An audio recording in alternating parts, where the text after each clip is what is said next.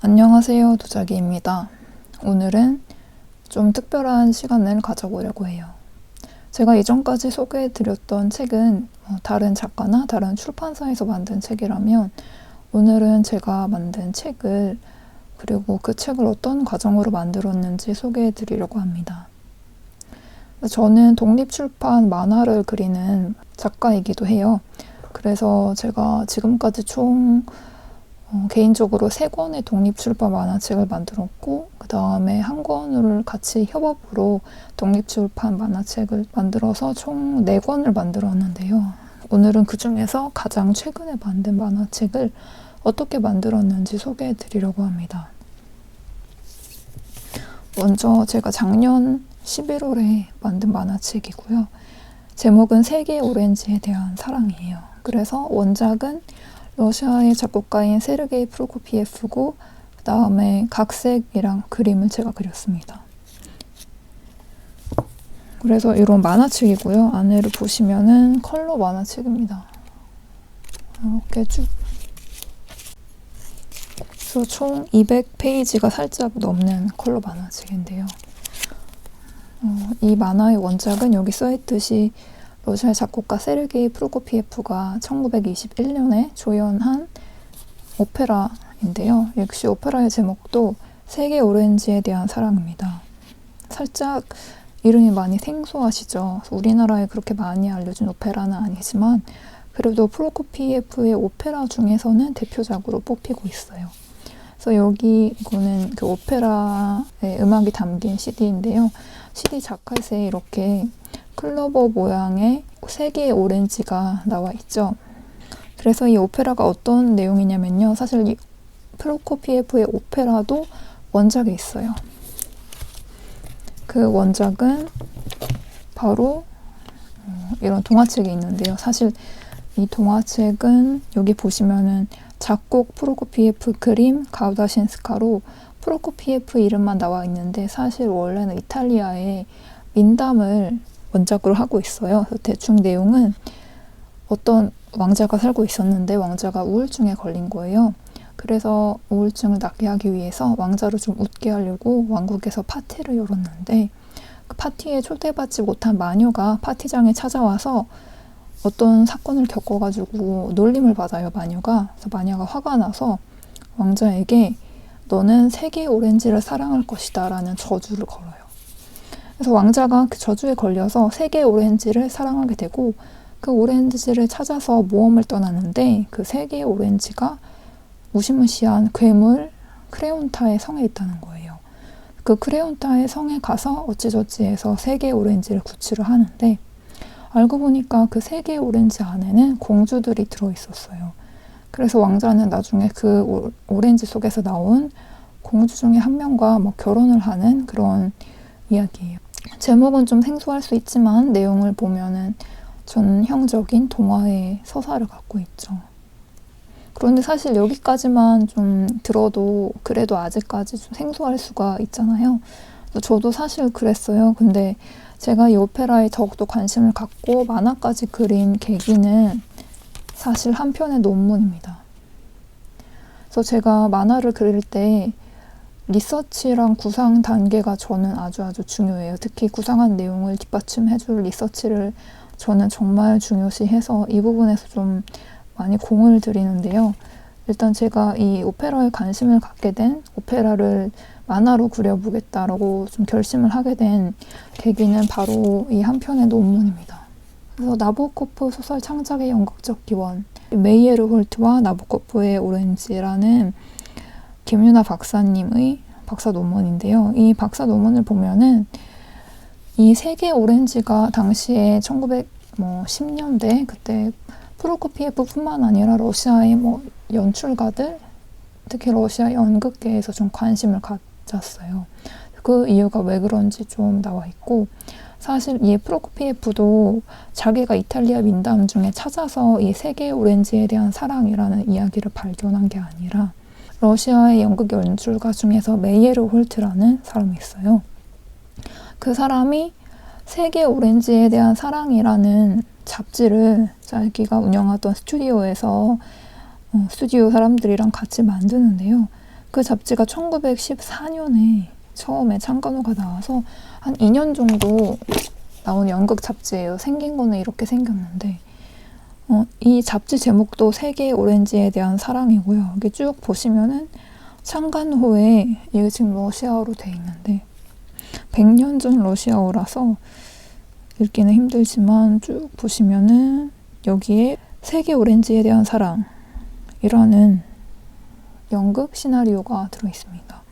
그래서 이 연극 잡지를 1918년에 프로코피예프가 미국을 가거든요. 미국에 갈 때 연극 잡지를 메이에르 홀트한테 받아서 가요. 이 연극 잡지에 실린 바로 이 시나리오를 읽고 이걸 바탕으로 미국에서 오페라를 만들겠다고 결심을 해가지고 시카고 오페라단이랑 컨택을 해서 만들어서 1921년에 초연을 하게 됩니다.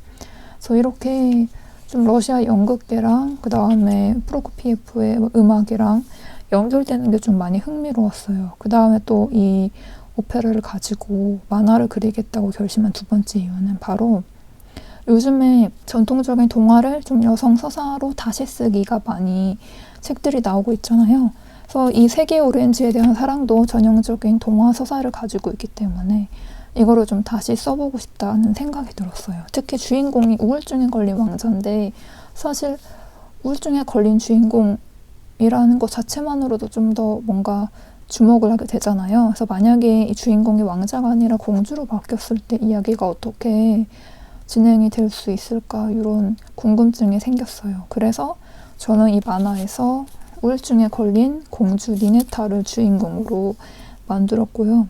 사실 왕자에서 공주로 주인공을 바꾸면은 그냥 기본적인 스토리는 그대로이고 그냥 주인공의 성별만 바꾸는 게 아니라 개개인의 선택에 따라서 결말까지도 원래와 좀 다른 결말로 바뀔 수 있다는 생각이 들었어요.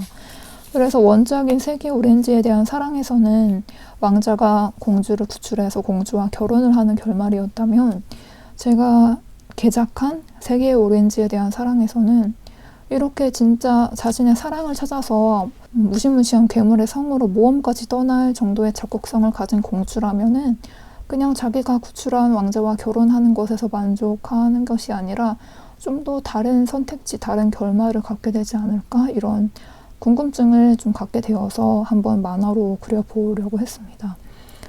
그래서 이 만화는 총 2년 정도가 걸렸어요. 리서치 구상에서 그림 그리고 출판까지. 그래서 독립출판물이라서 현재 ISBN은 없고요. 대신에 이렇게 독립출판물을 전문으로 다루는 북페어 같은 데에 좀 나갔습니다. 그래서 여기 보시면 제가 리서치를 좀 많이 중요시한다고 말씀드렸잖아요.